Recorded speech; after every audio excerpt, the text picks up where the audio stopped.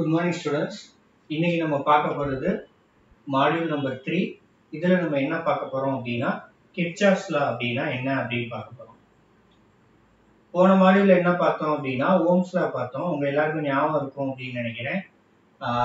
ஒரு சர்க்கியூட்ல வோல்டேஜுக்கும் கரண்ட்டுக்கும் ரெசிஸ்டன்ஸுக்கும் இருக்க தொடர்பை சொல்றதுதான் ஓம்ஸ் லா. அதோட பேசிக் ஃபார்முலா V = IR அப்படின்னு சொல்லிட்டு, அப்புறம் நம்ம என்ன பண்ணோம்னா இதோட வேற வேற வடிவத்தை பார்த்தோம். அப்புறம் அதை வச்சு ஒரு கணக்கு எப்படி சரி பண்றது, ஒரு சர்க்கியூட்ல எனக்கு வோல்டேஜும் ரெசிஸ்டன்ஸும் தெரியும், கரண்ட் எனக்கு வேணும் அப்படின்னா அதை எப்படி கண்டுபிடிக்கிறது, இல்ல ரெசிஸ்டன்ஸோட வேல்யூ எப்படி கண்டுபிடிக்கிறது அப்படிங்கிற மாதிரி விஷயத்த வந்து நம்ம என்ன பண்ணோம் அப்படின்னா பார்த்தோம். இப்ப இதுல என்ன பார்க்க போறோம் அப்படின்னா இந்த மாடியூல்ல சர்க்கியூட் அனலைசிஸ்ல ஓம்ஸ் லாக்கு அடுத்து ரொம்ப முக்கியமா இருக்க ஒரு 2 லா பத்தி பார்க்க போறோம். அது என்னென்ன லா அப்படின்னு பாத்தீங்கன்னா கிர்ச்சாஃப்ஸ் லா அப்படின்னு சொல்றாங்க. இந்த லா வந்து 1847ல கிர்ச்சாஃப் அப்படிங்கிற ஒரு சயின்டிஸ்ட் தான் இன்ட்ரோடியூஸ் பண்ணாரு. அவரோட பேர்ல தான் இந்த லாவை நம்ம சொல்றோம். இந்த லா எதுக்கு யூஸ் ஆகுது அப்படின்னா ஒரு சர்க்கியூட்ல கரண்ட்டை பத்தியும் வோல்டேஜை பத்தியும் அனலைஸ் பண்றதுக்கு இதை நம்ம யூஸ் பண்றோம். இது வந்து ஒரு அனலைசிஸ் லா. இந்த லால 2 லாஸ் இருக்குது. ஒன்னு வந்து கிர்ச்சாஃப்ஸ் கரண்ட் லா, இன்னொன்னு வந்து கிர்ச்சாஃப்ஸ் வோல்டேஜ் லா அப்படின்னு சொல்லிட்டு. நீங்க ஒரு எலக்ட்ரிக்கல் ரிலேட்டடா ஒரு சர்க்கியூட்டை நீங்க ஒர்க் பண்றீங்க அப்படின்னா ஒரு பெரிய சர்க்கியூட்ல நிறைய இடத்துல எனக்கு என்ன ஆகும் அப்படின்னா கரண்ட் பிரிஞ்சு போகும். இதெல்லாம் நம்ம அடுத்து பார்ப்போம். ஒவ்வொரு பிரான்ச்லயும் எவ்வளவு கரண்ட் இருக்குது, இல்ல ஒவ்வொரு ரெசிஸ்டன்ஸ்லயும் எவ்வளவு வோல்டேஜ் இருக்குது அப்படிங்கிறத முன்னாடியே நம்ம கண்டுபிடிக்கிறதுக்கு இந்த வோல்டேஜ் லாவும் கரண்ட் லாவும் நமக்கு யூஸ் ஆகுது. சரி, இந்த கரண்ட் லா வோல்டேஜ் லால என்ன சொல்லியிருக்காங்கன்னு நம்ம பார்ப்போம். ஃபர்ஸ்ட் நம்ம பார்க்கிறது Kirchhoff's current law. Kirchhoff's current law state that in a junction the sum of incoming current is always equal to the sum of outgoing current. இதுல என்ன சொல்லியிருக்காங்க அப்படின்னு பாத்தீங்கன்னா ஒரு சர்க்கியூட்ல ஜங்ஷன் அப்படின்னு சொல்றது எப்படி, நம்ம ஒரு ரோட்ல ஜங்ஷன் அப்படின்னு நம்ம எதை சொல்லுவோம், 4 ரோடோ 2 ரோடோ 3 ரோடோ வந்து ஒரு குறிப்பிட்ட இடத்துல சேர்ந்துச்சு அப்படின்னா அததான் நம்ம ஜங்ஷன் அப்படின்னு சொல்லுவோம். சர்க்கியூட்லயே அந்த மாதிரி ஒரு சில பாயிண்ட் இருக்கும், 2-3 பிரான்ச் வந்து சேர்றதுதான் ஜங்ஷன் அப்படின்னு சொல்லுவோம். அந்த ஜங்ஷன்ல இன்கமிங் கரண்ட், இன்கமிங்னா என்னது, உங்களுக்கு போன்ல இன்கமிங்கிறது என்னது, வெளியில இருந்து நமக்கு வர்ற காலை தான் நம்ம இன்கமிங் கால் அப்படின்னு சொல்லுவோம். அதே மாதிரி ஜங்ஷன்ல அந்த ஜங்ஷனை நோக்கி வர்ற இன்கமிங் கரண்ட்டும் அவுட் கோயிங்னா அவுட் கோயிங்கிறது நம்ம கால்ல இருந்து வெளியில யாருக்காவது பேசுறது.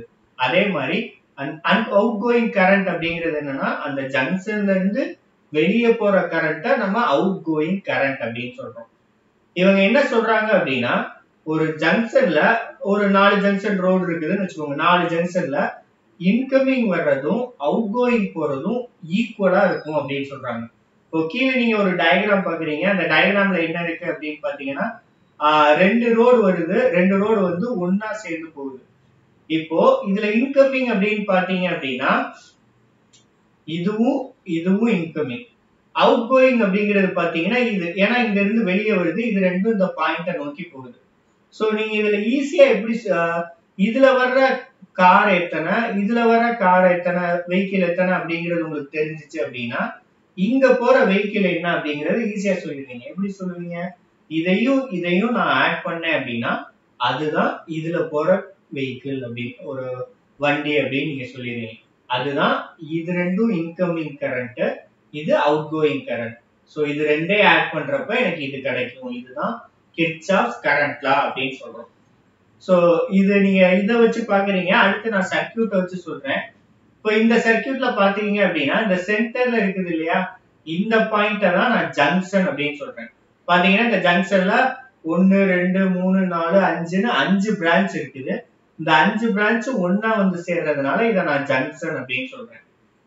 இந்த ஜங்ஷன்ல இன்கமிங் கரண்ட் அப்படிங்கிறது என்ன, இந்த ஜங்ஷனை நோக்கி வர்ற கரண்ட் தான் இன்கமிங் கரண்ட் அப்படின்னு அர்த்தம். இந்த ஜங்ஷனை நோக்கி என்னென்ன கரண்ட் வருது, ஃபர்ஸ்ட் I1 பாத்தீங்க அப்படின்னா அந்த I1 ஜங்ஷனை நோக்கி வருது, அப்ப I1 வந்து இன்கமிங் கரண்ட். I2 பாத்தீங்கன்னா ஜங்ஷனை விட்டு வெளியே போகுது, அப்ப I2 வந்து அவுட் கோயிங் கரண்ட். I3 பாத்தீங்க அப்படின்னா ஜங்ஷனை நோக்கி வருது, அதுவும் இன்கமிங் கரண்ட். I4 அந்த ஜங்ஷனை நோக்கி வருது, அதுவும் இன்கமிங் கரண்ட். I5 ஜங்ஷனை விட்டு வெளியே போகுது, அது அவுட் கோயிங் கரண்ட். இப்ப பாத்தீங்க அப்படின்னா இதுல உங்களுக்கு இன்கமிங் கரண்ட் 3 இருக்குது. எது? I1, I3, I4. இந்த 3 இன்கமிங் கரண்ட். சோ இந்த 3ஐயும் நான் இங்க எழுதிக்கிட்டேன். I1, I3, I4. இது எதுக்கு ஈக்குவலா இருக்கும் அப்படின்னா அவுட் கோயிங் கரண்ட்டுக்கு ஈக்குவலா இருக்கும். அவுட் கோயிங் கரண்ட்ங்கிறது என்னது? இந்த ஜங்ஷன்ல இருந்து வெளியே போற I2வும் I5வும். சோ இங்க நான் என்ன பண்ணிட்டேன்னா I2 plus I5. இப்போ உங்களுக்கு கரண்ட்ல புரிஞ்சிருக்கும்னு நினைக்கிறேன். I1 plus I3 plus I4 equal to I2 plus I5. Incoming current equal to outgoing current. இதே இது நீங்க மேத்தமெட்டிக்ஸ் கணக்குல பார்த்திருப்பீங்க. இத நான் இந்த சைடு கொண்டு வந்தேன்னா மைனஸ் வந்துரும். இது இந்த சைடு கொண்டு வந்தேன்னா மைனஸ் ஆயிரும். அப்ப நான் I1 plus I3 plus I4 minus I2 minus I5 equal to 0 அப்படின்னு எழுதலாம். இத எப்படி சொல்லுவாங்கன்னா algebraic sum of current in a junction is 0 அப்படின்னு சொல்லுவாங்க. இது இன்னொரு ஃபார்மட். நீங்க இந்த பேசிக் இத தெரிஞ்சா போதும். உங்களுக்கு இன்னொரு ஃபார்மட் இருக்குங்கிறதுக்காக இத நான் சொன்னேன்.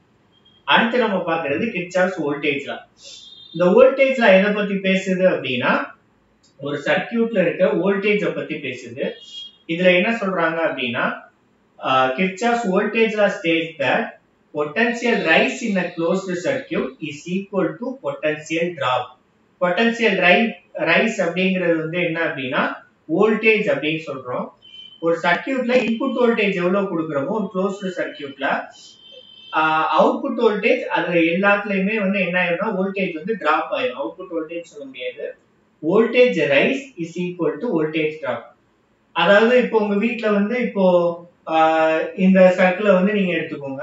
உங்க வீட்ல வந்து உங்களுக்கு 100 ரூபாய் கொடுக்குறாங்கன்னு வச்சுக்கோங்க. நீங்க அந்த 100 ரூபாயில என்ன பண்ணுவீங்க? 50 ரூபாய் வந்து ஏதோ படத்துக்கு போறதுக்கு இல்ல வேற எதுக்கோ செலவழிப்பீங்க. 40 ரூபாயை வந்து ஹோட்டல்ல சாப்பிடுறதுக்கு அந்த மாதிரி செலவழிப்பீங்க. மிச்சம் 10 ரூபாயை வந்து நீங்க என்ன பண்ணுவீங்க அப்படின்னா சேவ் பண்ணி வைப்பீங்க. அப்படிதானே? கொடுக்குற 100 ரூபாய நீங்க ஒவ்வொரு இடத்துலயும் நீங்க செலவழிப்பீங்க. சோ 100 ரூபாயும் உங்ககிட்ட ஏதோ ஒரு சேவிங்ஸ் போக மிச்சம் செலவழிச்சது அப்படின்னு கணக்கு இருக்கும் இல்லையா? அததான் வோல்டேஜ் லா அப்படின்னு சொல்றாங்க. ஒரு சர்க்யூட்ல இன்புட் நான் எவ்வளவு வோல்டேஜ் கொடுத்தனோ அந்த வோல்டேஜ் சர்க்யூட்ல இருக்க ஒவ்வொரு பகுதியிலையும் எனக்கு டிராப் ஆயிருக்கும். அததான் கிர்ச்சாஃப்ஸ் வோல்டேஜ் லா அப்படின்னு சொல்றோம். இப்ப இந்த சர்க்யூட்ல பாத்தீங்க அப்படின்னா இங்க நான் ஒரு பவர் சப்ளை கொடுத்திருக்கேன். இது வந்து என்ன அப்படின்னா பொட்டன்ஷியல் ரைஸ் அப்படின்னு சொல்றோம். ஏன்னா இதுதான் அந்த சர்க்யூட்டுக்கு வோல்டேஜ் உள்ள கொடுக்குது. அதனால இதை நான் என்ன சொல்றேன் அப்படின்னா பொட்டன்ஷியல் ரைஸ் அப்படின்னு சொல்றேன். அதே மாதிரி இந்த R1 R2ங்கிற ரெசிஸ்டர்ஸ் இருக்குது இல்லையா? இதுல எனக்கு என்ன ஆகும் அப்படின்னா வோல்டேஜ் வந்து டிராப் ஆகும். இந்த டிராப் ஆகிற வோல்டேஜ் எதை பொறுத்து இருக்கும் அப்படின்னா ரெசிஸ்டன்ஸோட அளவு பொறுத்து இருக்கும். நம்ம ஏற்கனவே பார்த்திருக்கோம் இல்லையா? V equal to IR அப்படின்னு சொல்லிட்டு சோ இந்த ரெசிஸ்டன்ஸோட அளவு பொறுத்து இதுல இருக்க வோல்டேஜ் வந்து நமக்கு என்ன ஆகும் அப்படின்னா டிராப் ஆகும். வோல்டேஜ்ல என்ன சொல்லுது அப்படின்னு பாத்தீங்கன்னா இந்த டிராப் ஆகிற 2 வோல்டேஜை நான் ஆட் பண்ணேன் அப்படின்னா அது இந்த ரைஸ் ஆகிற வோல்டேஜுக்கு ஈக்குவலா இருக்கும். நான் இங்க 10 வோல்ட் கொடுத்திருந்தேன் அப்படின்னா இங்க 3 வோல்ட்டும் இங்க 7 வோல்ட்டும் டிராப் ஆயிருக்கும். அந்த வோல்டேஜ் எப்படினாலும் சேவ் ஆயிருக்கலாம். இங்க 4ம் இங்க 6ம் இருக்கலாம், இல்ல இங்க 5ம் இங்க 5ம் இருக்கலாம். அது அந்த ரெசிஸ்டன்ஸோட அளவை பொறுத்து இருக்கும். ஆனா இந்த ரெண்டையும் நான் ஆட் பண்ணா இன்புட் வோல்டேஜ் எனக்கு ஈக்குவலா இருக்கணும் 10 வோல்ட். அதுதான் கிர்ச்சாஃப்ஸ் வோல்டேஜ் லா அப்படின்னு சொல்றது. சோ இந்த மாடியூல்ல நம்ம என்ன பார்த்திருக்கோம்னா கிர்ச்சாஃப்ஸ் கரண்ட் லாவும் கிர்ச்சாஃப்ஸ் வோல்டேஜ் லாவும் பார்த்திருக்கோம். கரண்ட் லாங்கிறது சிம்பிளா என்னன்னா ஒரு ஜங்ஷன்ல incoming current equal to outgoing current. Voltage law அப்படிங்கிறது என்னன்னா ஒரு க்ளோஸ்டு சர்க்யூட்ல potential rise equal to potential drop. இதுதான் உங்களோட பேசிக் இது. சோ நெக்ஸ்ட் மாடியூல்ல நம்ம என்ன பார்க்கலாம் அப்படின்னா இந்த வோல்டேஜ் லா கரண்ட் லா வச்சு எப்படி ரெசிஸ்டன்ஸோட வேல்யூ சீரிஸ் பேரலல் கனெக்ஷனை பார்க்கறோம் அப்படிங்கறத பார்க்கலாம். Thank you.